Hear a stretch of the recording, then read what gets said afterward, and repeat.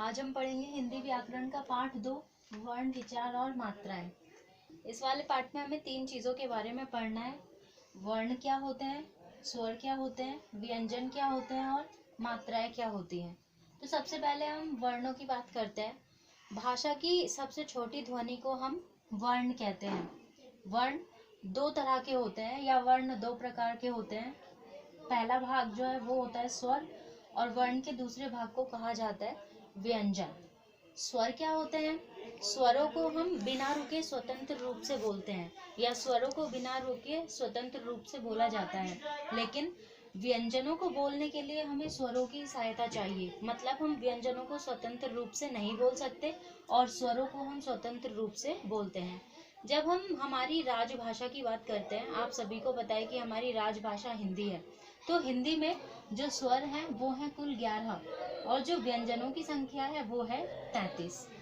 अब हम बात करते हैं वर्णमाला की। तो वर्णों के समूह को या स्वरों और व्यंजनों के समूह को हम वर्णमाला कहते हैं। जैसा कि मैंने अभी आपको बताया कि स्वर 11 होते हैं और व्यंजन होते हैं 33।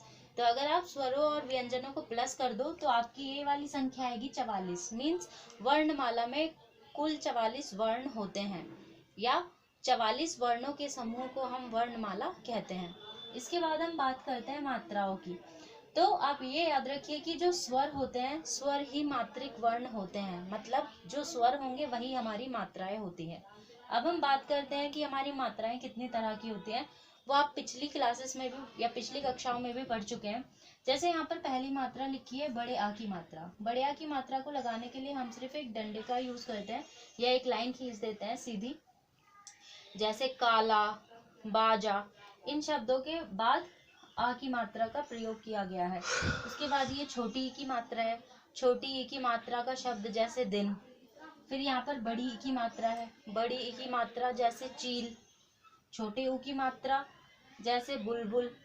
बड़े ऊ की मात्रा फूल। कुछ इसी तरह से आप बाकी सारी मात्राओं के 2-2 शब्दों को लिखकर उनका अभ्यास कर सकते हैं और कौन सी मात्रा किस तरह से लिखी जाती है वो आपको याद होना चाहिए। और सारी की सारी मात्राओं के कम से कम 2-2 शब्द तो आपको याद होने चाहिए। यहाँ पर ये चीज और याद रखिए कि ये जो है अह की मात्रा, इसको हम विसर्ग भी कहते हैं। तो ये था आपका हिंदी व्याकरण का पाठ 2, वर्ण, विचार और मात्राएं। आप लोगों को हर एक मात्रा के 2-2 शब्दों का अभ्यास करना है जो कि आपको पहले से भी आता होगा। धन्यवाद।